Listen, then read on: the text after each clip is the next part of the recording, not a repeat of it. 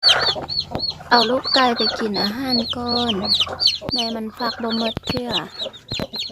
นี่มีแต่ไก่ดำหมดเลยเด็กไก่ลูกดำพ่อมึงโกแม่ไก่ลาดดำหมดเลยไม่มีจักตัวข้าวเลยพอเสื้อแหงโพดได้พอหมดงาม2 4 6 8ตัวอย่างฝักอย่างช่องหน่วยบ่หันฝักบ่หันออกปะให้แม่มันออกก่อนปะตัวนึงให้แม่มันยันแม่มันนี่แม่มันอีผ่าลูกนี่แล้วมันอีโบฟักไข่เอาลูกมันลงก่อนหิ้วเข้าแล้วตัวนี้ฝักได้3 มื้อแล้ว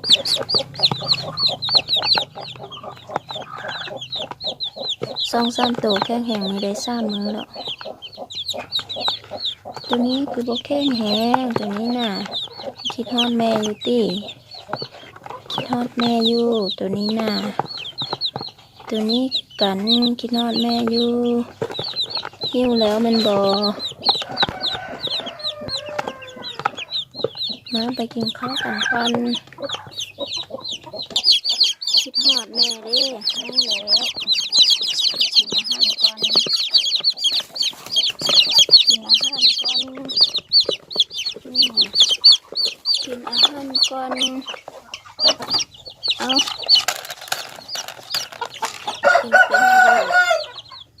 กินเป็นแล้วบ่กินเป็นแล้วบ่นี่เอากินเล็กน้อยๆก็มีกินไว้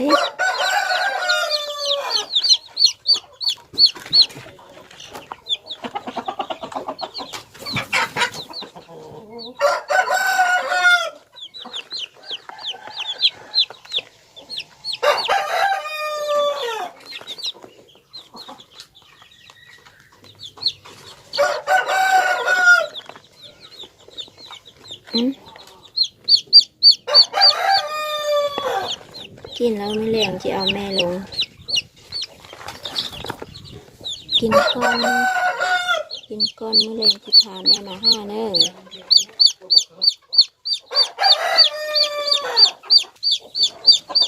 จิเกาะน้องย่อน้องแม่พวกตุ๊กน้ำหมอเกาะเกาะจ่อนอนแล้วใกล้นอนแล้วไปลูกไปนอนไปลูกไปนอนไปป้าให้ใกล้นอนไปนอน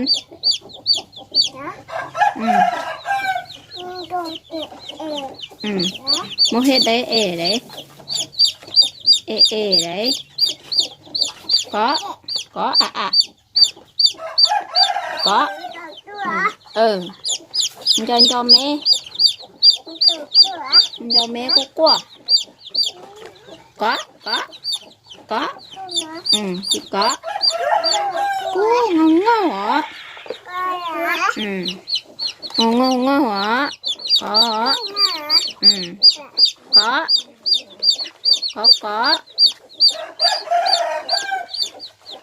ไปนอนไปฮะไก่ที่นอนไปไก่ที่นอนไปลูกไปนอนไป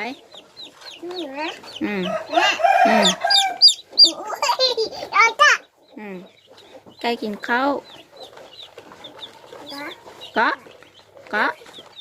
ไปไปล้างมือกินข้าวไปฮะพ่อไปแล้วไปหาพ่อไปพ่อดิเนี่ยพ่อดิพ่อซะแล้วพ่อกินนมแล้วก็ไปพ่อไปซื้อนมแล้วไปพ่อไปซื้อนมแล้วไปโมเฮ็ดตี ตีอะอะอะ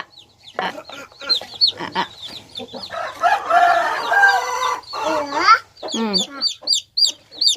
ก็นอนนอน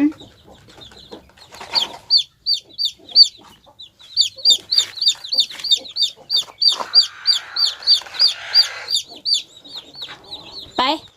ปนอนไปบ่เฮ็ดลูกไก่บ่เฮ็ดลูกไก่แม่ไปนอนไปหาพ่อไปหนึ่งไปหาพ่อหนึ่งพ่อไปกินนมแล้วไปเออ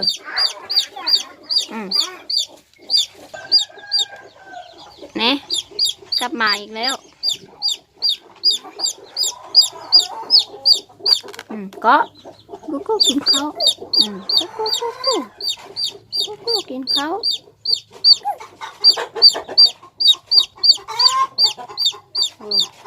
โกเก้ก็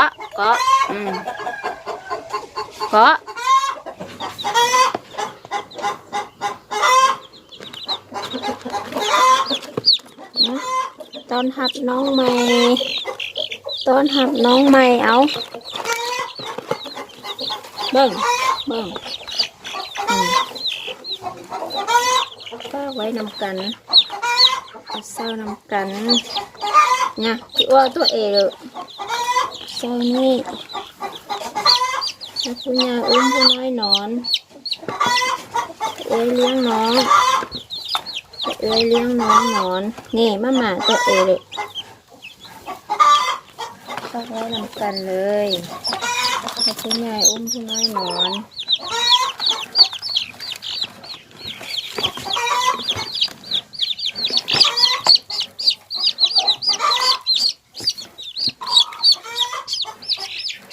ไก่ค่อยไก่เห็ดแบบนี้เลยมันจะหักกันเลยมันหักกัน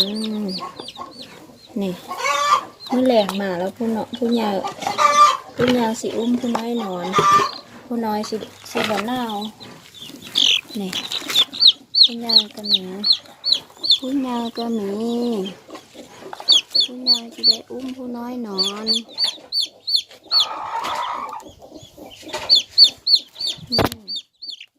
ผู้ยาวได้อุ้มผู้น้อยนอน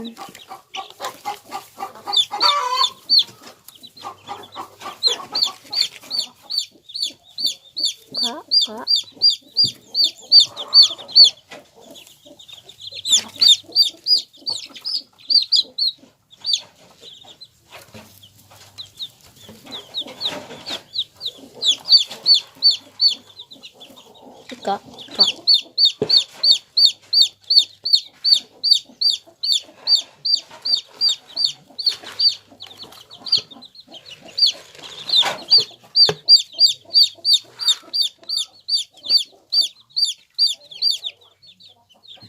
ไก่ออกไล่โตของที่เสาไฟนะ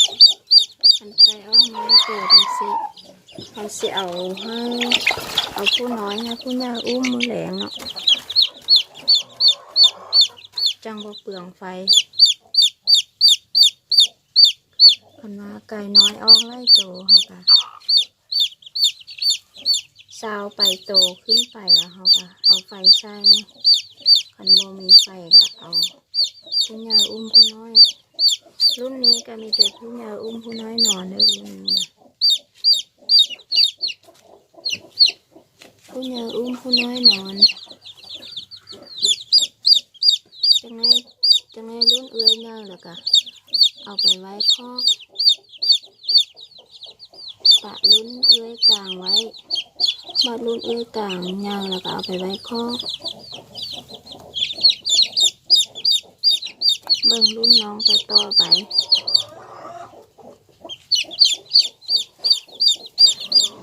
ถ้าผู้ใดบ่มีทุนประหยัดไฟก็เฮ็ดแบบนี้ก็ได้แต่ว่าถ้าเฮาเลี้ยงไก่ไล่เฮาเฮ็ดแบบนี้มันจะมีความเสี่ยงสูงเนาะขนาดเลี้ยงไก่ไล่โตก็เอาใส่ไฟรถกกไฟใส่รถ กกดอกไฟหักไก่ให้มันอุ่นแล้วคันไก่น้อยโตเขาก็เฮ็ดแบบนี้ก็ได้เอาผู้ใหญ่ผู้น้อยนอนเอารุ่นเอื้อยนี่ผู้น้อยนอนไก่ก็หักแข่งกันเอาไปเซอร์คอกมันก็บ่ตีกันมันจี้กันเลยดิ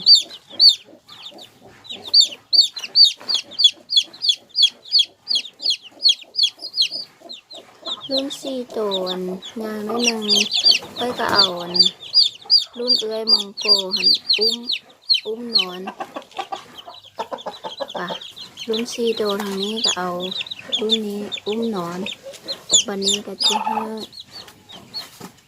เอารุ่นนี้มาให้พวกนี้นอนคือกันเลยเบิ่งน้องไก่ก็มีเด้อเลยเบิ่งน้องไก่ก็เฮ็ดได้เด้อบ่แม่นแต่คนไก่ก็เฮ็ดได้คิดฮอดแม่ล่ะลาไปก่อนเด้อสิไปเบิ่งคนก่อนเบิ่งไก่ล่าแล้วไปเบิ่งคนก่อนเนาะคนน้อยให้แล้วเด้